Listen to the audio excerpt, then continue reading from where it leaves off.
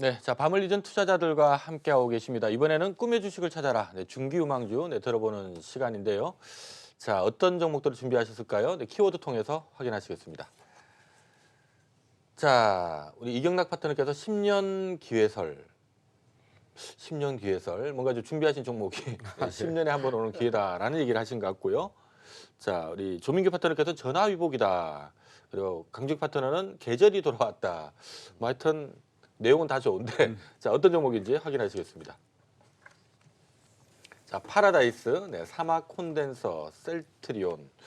자, 이건 우리 투자자분들께서 에게 다 아는 종목들인데 라고 얘기를 하실 것 같은데 자, 저희가 이제 중기유망주는 제가 그래도 지금 가격 대비 2020년 한 50% 정도는 그래도 뜰만한 종목을 자 준비를 해주십시다 하고 말씀드렸는데 이거 뻔히 다 알고 있는 종목들이다 보니까 이게 과연 50% 뜰만한 내용이 되나 하는 부분은 저도 좀 의구심이 듭니다. 네, 왜 종목을 50% 이상은 뜰 종목으로 준비하셨는지 먼저 잠깐 얘기부터 들어보도록 하겠습니다. 사막 콘덴서와 10년 기해설 이게 뭘까요? 예, 1998년도 때 PC에 인터넷이 깔리면서 닷컴 열풍이 불었죠.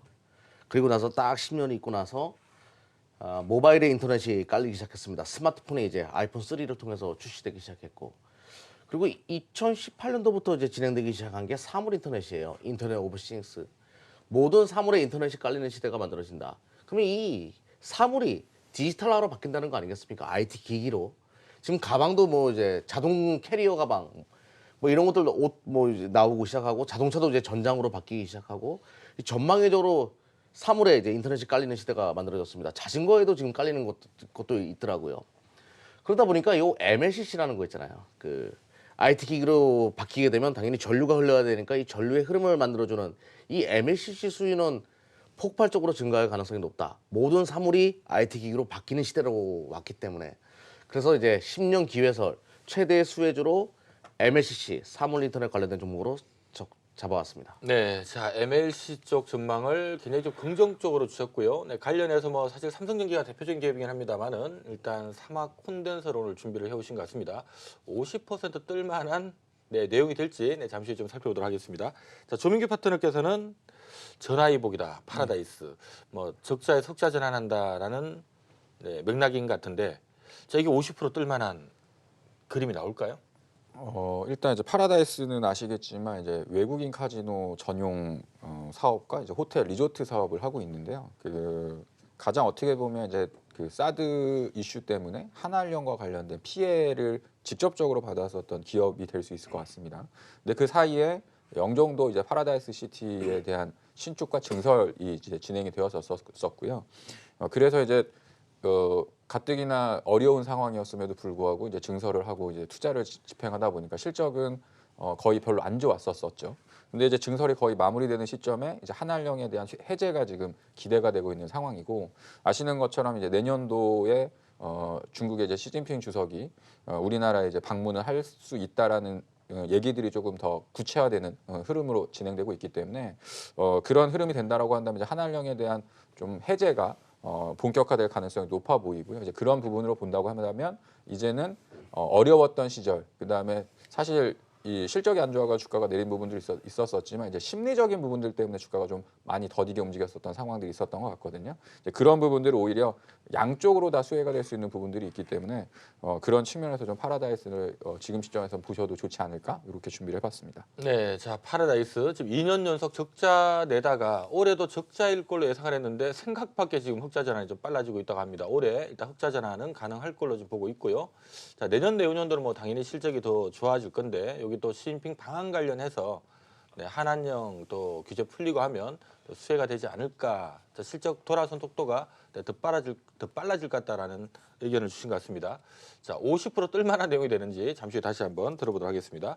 우리 강준영 파트너께서 네. 계절이 돌아왔다. 네. 셀트리온. 뭐 셀트리온 무슨 계절이 돌아왔을까요? 일단 그 우리가 대형주들, 그래서 소위 말해서 이제 그 중기적으로 투자할 수 있는 종목군들은 타이밍이 굉장히 좀 중요하지 않을까 이렇게 생각을 합니다. 자, 계절이 돌아왔다 이렇게 말씀해 드렸는데, 아무리 비싼 여름옷은, 아무리 그 옷이 비싸다라고 하더라도 여름옷은 겨울에 입고 다니면 사람들이 좀 이상하게 쳐다보는 것처럼 여름옷은 여름에 입어야지 저 사람이 정말 비싼 옷을 입었구나 이렇게 사람들의 부러움을 살 수 있을 것입니다. 셀트리온 같은 경우가 최근에 굉장히 조금 힘든 그런 모습을 보였는데요. 일단 내년부터 시작을 해서는 다시금 이 성장성이라든지 하는 부분을 회복할 가능성이 일단 높다라는 점. 그렇게 일단 생각을 해본다면 이제 다시 한 번 더 셀트리온으로 수익을 낼 수 있는 그런 기회가 되지 않을까라는 관점에서 이번에 셀트리온을 한번 준비를 해봤습니다. 네, 자, 뭐 2018년 연초 이후로 셀트리온 주가 줄곧 2년 동안 주가 빠졌습니다. 최근 들어서 고개를 좀 들고 있고요. 뭐 내년도에 셀트리온 관련된 이벤트 나오는 게 워낙 많다 보니까 최근 좀 관심이 많이 몰리고 있는 것 같습니다. 50% 뜰만한 내용인지 잠시 후에 꼼꼼하게 다시 한번 체킹해 보도록 하겠습니다. 자, 먼저 사막 콘덴서부터 보도록 하겠는데요. 자, 어쨌든 이 사막 콘덴서 지금 오늘 말씀해 주신 종목들이 전부 다 지금 가격 대비 오르기는 오를 것 같은데 50% 뜰만한 내용일까라는 부분이 좀 부담이 되긴 하거든요. 지금 사막 콘덴서 같은 경우는 뭐 일단 지금 내년 실적 추정치 기준으로 한 연간 한 4,500억 정도는 벌 것 같다라는 분위기긴 한데 이게 지금 시가총액이 이미 5천억이다 보니까 네. 뭐 MLC 쪽을 그렇게 우리가 할증을 안 주는 걸 감안해 보면 이게 뭐 5천억이면 벌써 다 온 거 아닌가? 더 가봐야만 20%밖에 못 갈 것 같은 느낌이 좀 드는데 어떻습니까? 일단은 그 선택한 가장 큰 이유는 이제 반도체 디램 가격이 치고 나오고 있다는 얘기예요. 바닥을 다졌다. 그 얘기는 이제 미중무역 협상 단계적 합의든 뭐 어떻게 되든 IT 수요가 회복이 되고 있다는 뜻 아니겠습니까? 그러니까 그동안 이제 MLCC가 6개월 재고가 계속 남아 있고 그러다 보니까 이 재고가 이렇게 많은데 뭐 이거 수요가 살아나겠어? 이런 분위기가 있었는데 지금 재고가 2, 3개월로 줄어들기 시작했고 4분기 때부터 재고가 떨어질 수 있다는 얘기가 있어요. 그러다 보니까 이제 최근에 이 MLCC 관련된 종목들이 부각이 되기 시작하는데 특히 대만의 야규 같은 경우에는 같은 MLCC 업종인데 90%가 올랐습니다. 삼성전기도 많이 올라왔죠 최근에. 근데 그거 대비해서 사막 콘덴서가 가장 많이 안 올라온 부분이 있기 때문에 25% 정도 올라왔기 때문에요. 상대적으로 이제 야규가 치고 나가고 나서 사막 콘덴서가 상대적으로 싸다라는 생각이 시장에서 한번 매기가 들어올 가능성이 높다. 첫 번째로 이렇게 보고 있고요. 또 하나 이제 내년에 그 IT 수요 회복을 지금 제가 이야기 들었는데 이 스마트폰 쪽에서 5G로 넘어가기 시작하면 MLCC가 더 많이 들어가야 돼요. 기존의 MLCC 대비해가지고 스마트폰 대비해서 그만큼 이제 5G의 응용 속도가 빨라야 되기 때문에 전류의 흐름이 굉장히 중요하겠죠. 그래서 MLCC 수요 회복이 또 한 번 발생할 가능성이 높고 그리고 2020년도는 제가 누누이 말씀드리는데요. 전기차의 시대입니다. 이 전기차 시대가 왔을 때 MLCC 수요는 스마트폰에 들어가는 거 대비해서 곱절 아니죠. 곱곱절로 많이 들어가겠죠. 그렇게 되면 전장 쪽에서도 매출이 사마콘에서 지금 찍히고 있어요. 아직까지는 뭐 우수한 그런 브랜드는 아니지만 앞으로 대중화될 가능성이 높기 때문에 이 전장 쪽에서의 MLCC 수요는 더욱더 폭발적으로 증가할 가능성이 높다.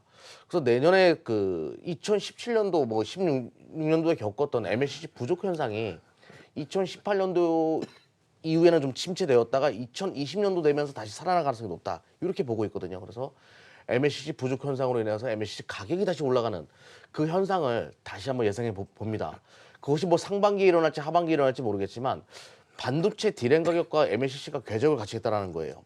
반도체 디램이 치고 나서 MLCC 가격이 같이 올라가는 그런 패턴을 보여줬기 때문에 동시에 올라가거나 그래서 디램 가격과 MLCC가 같이 올라간다는 전제를 깔았을 때 MLCC가 좀 급격하게 올라가는 그런 모습을 보여주지 않았습니까? 과거에도. 그래서 요거 한번 내년에 기대해보자. 이렇게 설명드리겠습니다. 네, 자 이경락 파트너의 사막 콘덴서 얘기 들어봤고요. 자 조민규 파트너의 파라다이스 얘기 들어보도록 하죠. 지금 시가총액이 1조 7,600억 정도가 되네요. 오늘 종가 기준.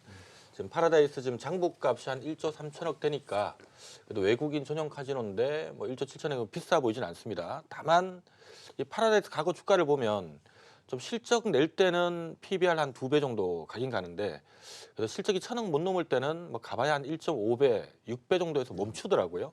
고래 따져보면 한 2조 1, 2천억 가면 항상 좀 막히는 부분이 있다 보니까 지금 벌써 1조 7천억 되면 이거 50% 뜨기는 좀 힘들지 않을까라는 생각이 드는데 어떻습니까?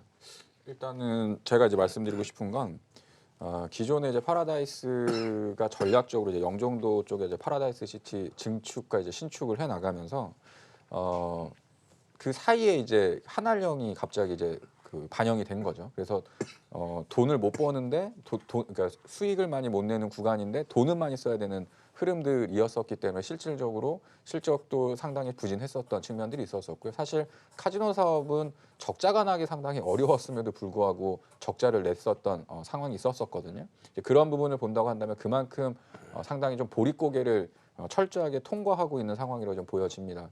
근데 이제 그 새로운 어떤 파라다이스 시티 1차, 2차 개장과 관련해서 새로운 어떤 그 리조트 문화에 대한 부분들로 이제 신축이 진행됐었던 부분들이 거의 완성이 됐다고 보시면 될 것 같고요.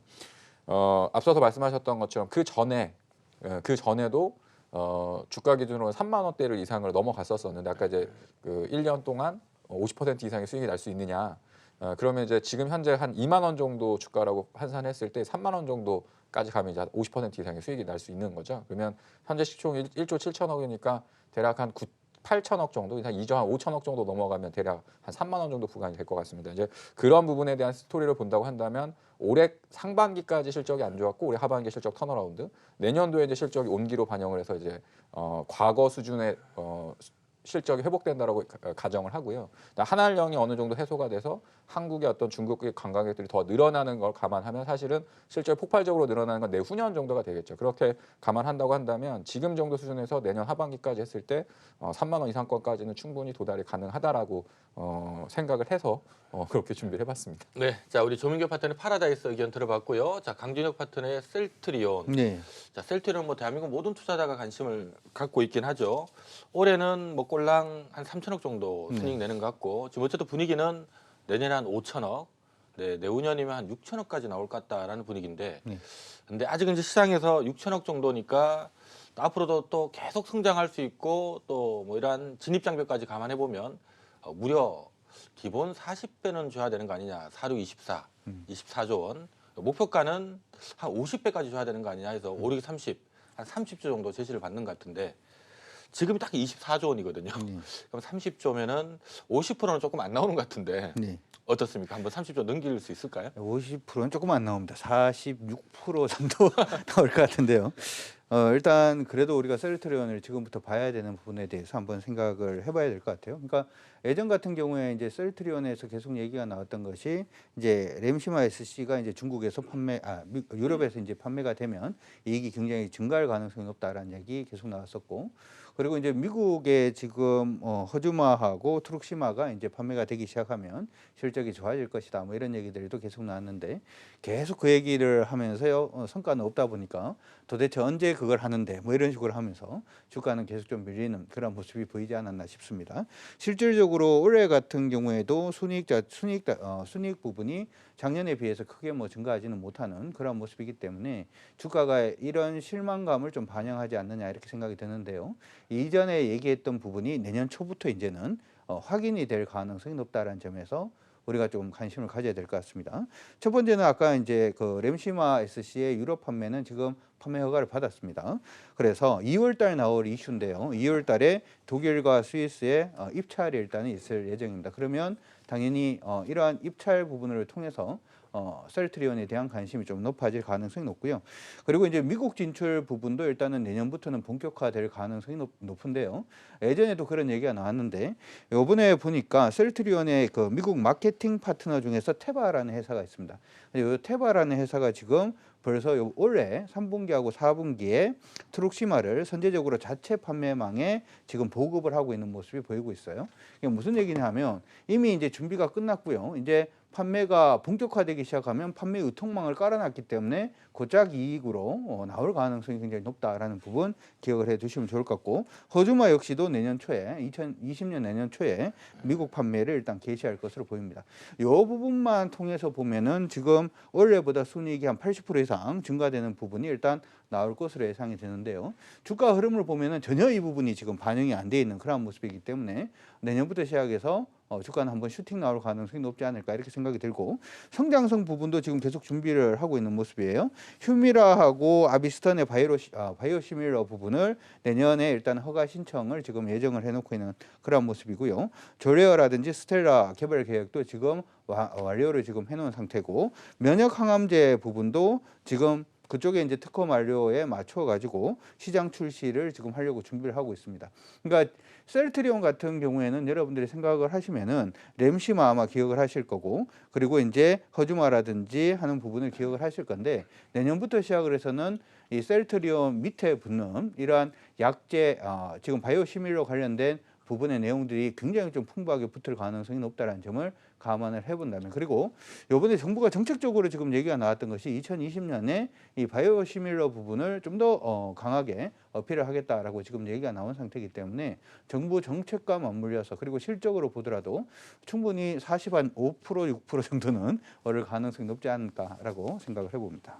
네, 자 매일 밤 11시 꿈의 주식을 찾아라는 주제로 여러분들과 함께하고 있습니다. 앞으로 돈 많이 벌 만한 기업, 또 기술력을 바탕으로 진입 장벽을 갖추고 있는 기업, 특히 시장이 좀 안 좋으면 이런 기업들 좀 싸게 거래되기 되기 때문에 이 시간 여러분들 함께 하시면 그런 기업에 대한 정보 함께 할 수 있습니다. 최근에 이제 시장이 조금 연말에 올라오다 보니까 다소 이제 종목들마다 좀 올라서 부담을 느끼실 수도 있겠습니다만은 언제든 또 시장이 올라가다 또 빠지면 밤 11시 우리 밤을 잊은 투자자들과 꼭 함께 하셨으면 좋겠습니다.